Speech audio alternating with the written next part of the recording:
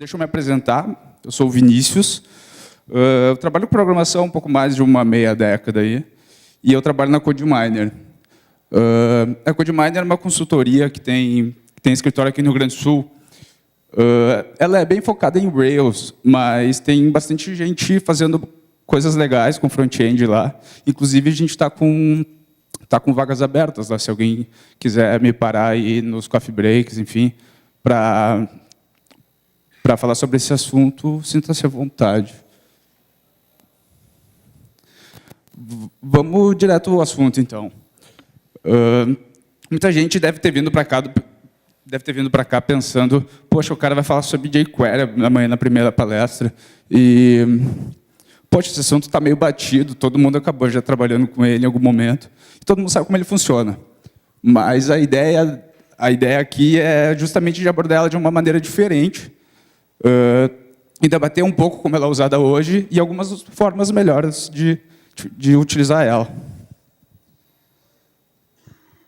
Só tendo uma breve introdução aqui, quem acompanha a comunidade de JavaScript de perto reparou que no começo do ano, principalmente,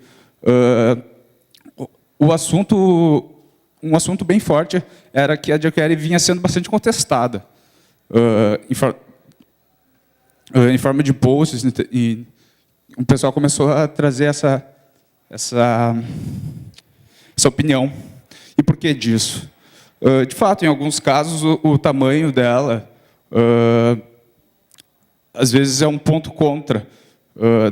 No contexto das páginas, enfim, dos sites, quando a gente tem pouca manipulação de DOM, por exemplo, às vezes, o custo-benefício disso pode não valer muito a pena. E a facilidade hoje de a gente manipular com DOM de forma nativa acabou colocando essa dúvida na cabeça das pessoas, né? O pessoal está procurando alternativa para a utilização dela. E isso é bem válido, eu acho bem interessante. Mas, em meio a todo esse debate, eu observei que a galera que fez uma contra-argumentação desse assunto em geral, fez isso de uma forma reativa, respondendo... obrigado, Gê.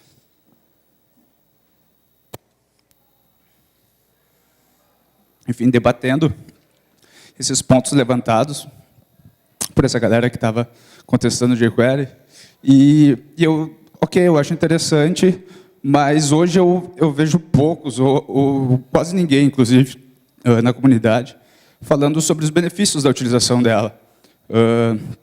A API e a utilização dela é bem pouco comentada e debatida hoje em dia. É bem raro a gente encontrar um post a respeito ou algo do tipo. E o que eu quero... Onde eu quero chegar falando sobre isso?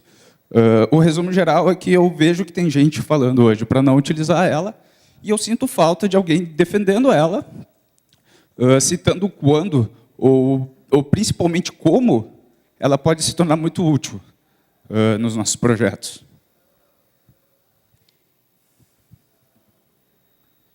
A jQuery vem evoluindo desde 2006. Se a gente for parar para analisar, é um tempo bem grande, é uma longevidade interessante da biblioteca. Ela teve bastante tempo evoluindo aí e tal.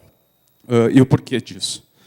Ela, de fato, resolve de forma eficiente alguns problemas diários que a gente enfrenta, de um jeito muito simples, enfim. E, nesse sentido, eu gosto da maneira que o Yehuda Katz, que é o criador do Ember, define ela em apenas uma frase.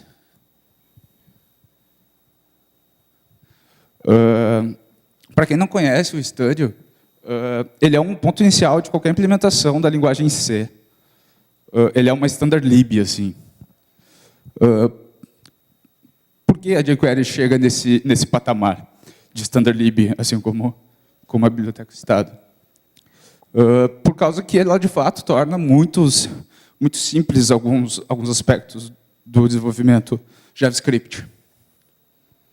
E, na minha opinião, também, os principais frameworks que a gente utiliza hoje, eles terem a dependência do jQuery só reforça essa opinião e tal.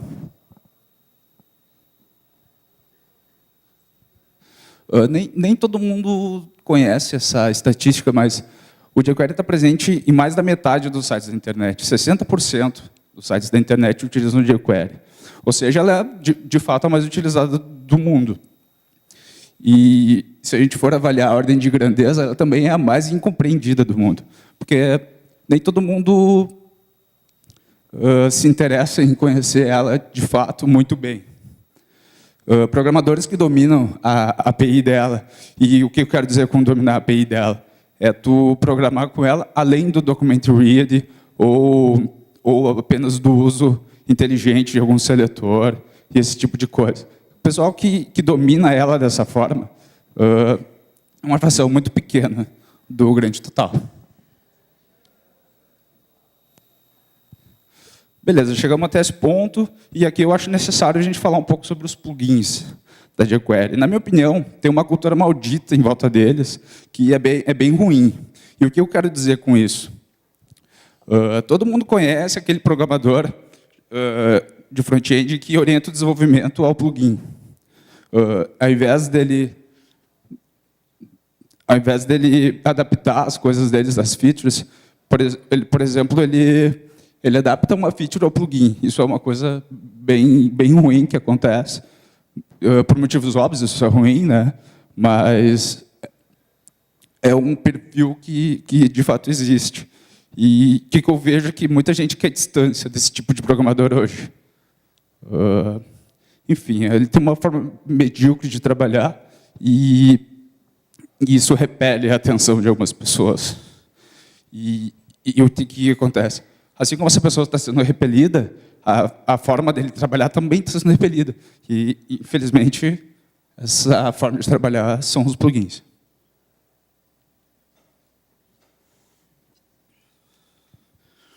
Beleza, dado esse cenário, a gente identifica que o problema é cultural, não, de fato, dos plugins, né? Mas daí a gente se pergunta, ok, mas a qualidade dos plugins disponíveis hoje pode ter ocasionado isso, né? E, de fato, ela pode também ter ocasionado essa cultura, como eu venho falando, mas o ponto principal disso é que eles não são muito bem vistos. E, na minha opinião, isso está muito errado. Em projetos de pequeno, médio porte, inclusive um MVP da vida, nesses contextos, ele pode ser muito útil.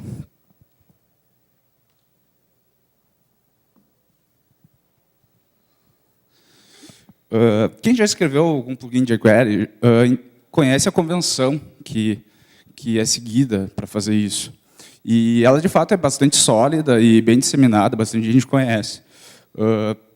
Por que eu gosto dela? Porque ela nos permite abstrair de uma forma interessante os nossos componentes. A gente pode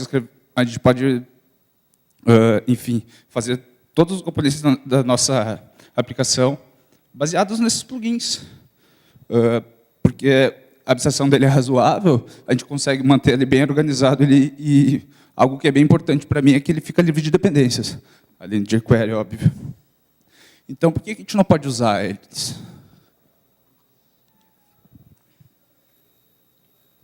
Ok, chegamos até aqui. Definimos que, beleza, a gente pode utilizar a convenção de plugins para escrever os componentes da nossa aplicação, mas a partir daqui o nosso caminho não é um pouco conturbado. Quando a gente escreve o código de jQuery, a gente acaba se deparando com um estilo de código bastante ruim. O que eu quero dizer com isso? É que, inclusive, a forma que é escrito os exemplos, na própria documentação do jQuery, na documentação de plugins que a gente encontra no GitHub da vida, nem sempre pode ser considerada ideal. Mas eu tenho adiante, nos próximos slides, alguns contextos que trazem isso à tona.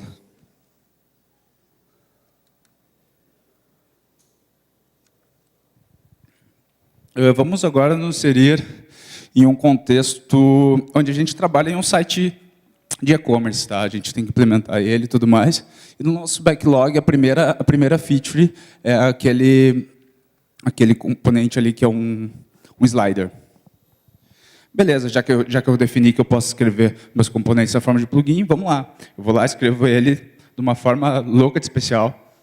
Eu faço tudo da maneira certinha. Implemento ativação ao toque, slide, lazy loading e tudo mais.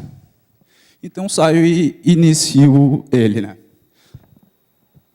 Grande parte de vocês, eu acredito que conheçam essa forma de iniciar um plugin ou componente, no nosso caso. E beleza, ela é razoável, ela funciona.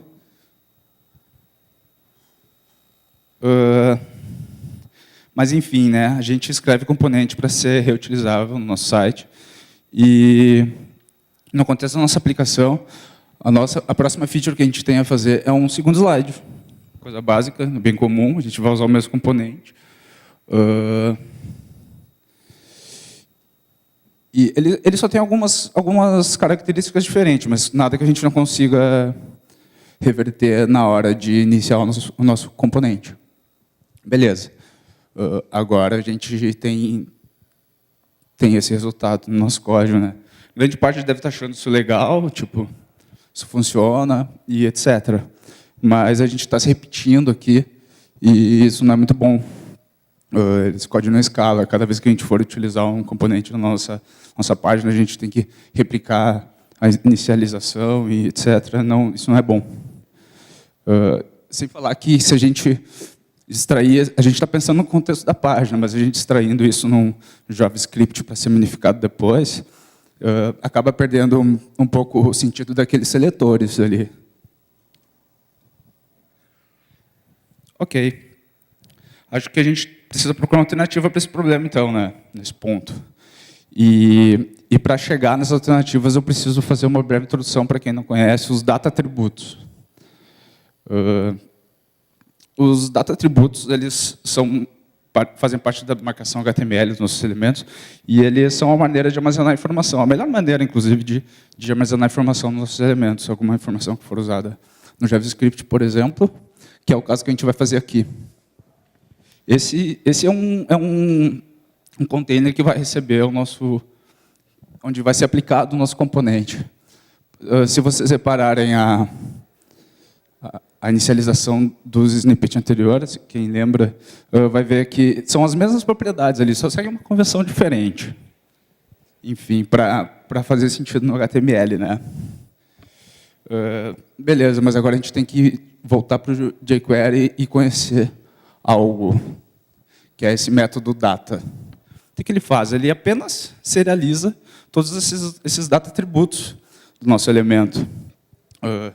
E interessante também que ele já coloca os tipos certos. Por exemplo, lá na marcação a gente tinha botado esses dados booleanos todos como string, ele já retorna isso parseado.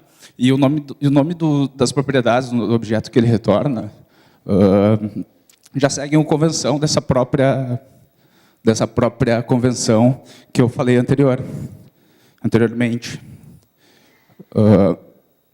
Quando a gente escreve um plugin jQuery, ou o nosso componente nesse caso, as propriedades têm essa forma lower camel case de funcionar, de ser escritas. Ok, vamos usar esses data atributos a nosso favor, né? Beleza, e como a gente faz isso? Isso aqui é um exemplo do código que eu quero mostrar para vocês, eu vou falar linha a linha. Enfim, aqui na primeira linha a gente está pegando todos os elementos que tem aquele data atributo. Acho que eu não preciso explicar um seletor aqui, mas aquelas chaves ali são justamente para pegar esses data atributos. Enfim, atributos em geral. Ok, a gente está iterando todos os retornos daquele seletor e a gente está serializando esses dados como as opções ali, se vocês verem, a segunda definição de variável.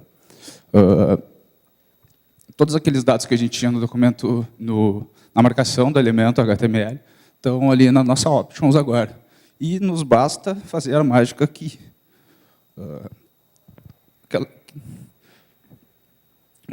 a gente só precisa passar ele no final e está fazendo... O que eu estou fazendo ali, acessando como um índice, é justamente para conseguir pegar o método ali de uma forma dinâmica. Enfim. Beleza, agora a gente já está escrevendo bem menos código para iniciar os nossos plugins, né, ou componentes. Isso é um exemplo, como eu falei antes, de um código escalável. Agora isso facilitou bastante. E agora também está fazendo muito mais sentido a gente botar as informações referentes ao componente lá no HTML, porque a gente sabe, enfim, fica próximo o componente das características dele. Componente não, o elemento. Ok. A gente pode considerar que a gente elevou o nível do nosso JavaScript nesse sentido, mas a gente tem que pensar adiante, certo? A nossa página hoje está assim, né? A nossa próxima feature é algo bem específico. Como é um site de e-commerce, nós temos a lista de produtos ali. E a ideia é implementar elas mais ou menos como é feito no Mercado Livre hoje. Cada item, cada produto tem o seu próprio slide aqui. Ok, isso vai ser uma barbada de implementar, né? A gente pensa, porque nossos componentes já estão iniciando sozinhos, né? E, enfim, essa ideia inicial, mas agora a gente tem que pensar, será que isso é inteligente, por exemplo, a gente iniciar essa quantidade de componentes quando a página estiver pronta, sem ter certeza se o nosso usuário de fato vai utilizar esse slider. A gente pode tentar retardar um pouco a inicialização desses componentes quando a gente tiver certeza ou tiver próximo de ter certeza que ele de fato vai ser utilizado.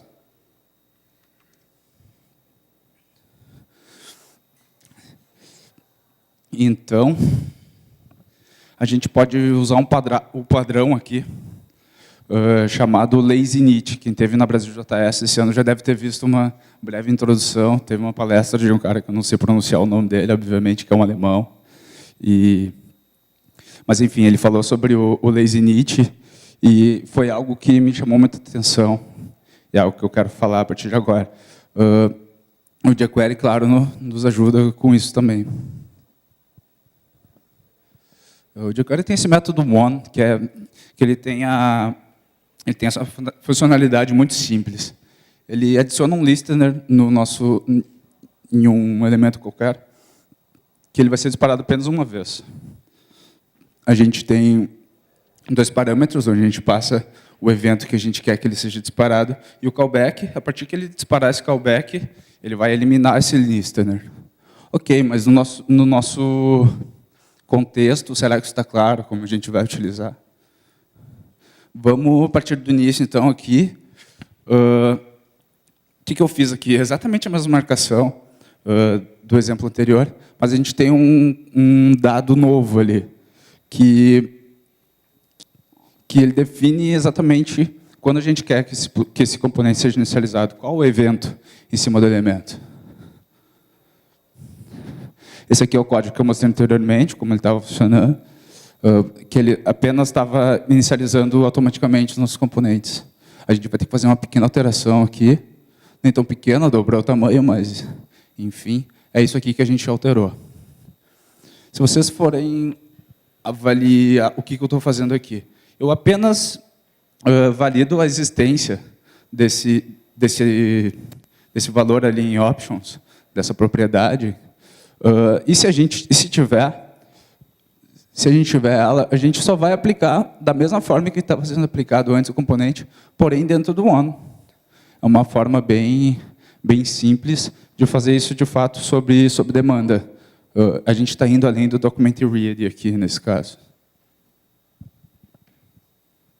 Beleza. A gente tem agora um código inteligente que entende a demanda que a gente tem para inicializar os nossos componentes. Ele está escalável porque ele próprio capta, identifica onde a gente quer aplicar os nossos componentes e ele mesmo vai lá e o faz. Algo que eu gosto de ressaltar aqui é que a gente está usando só o jQuery. É um ponto onde tem muito da minha opinião. Eu acho interessante a gente ter poucas dependências, e aqui a gente está fazendo muito com um pouco, no caso, apenas o jQuery.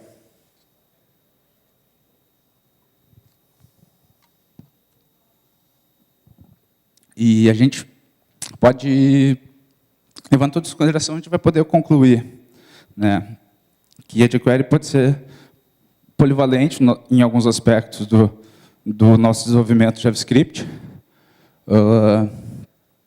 Como está escrito ali em determinados contextos, ela nos ajuda muito, e também ela pode representar um desafio técnico interessante. Isso tem um pouco, inclusive da cultura que eu falei anteriormente, que a gente não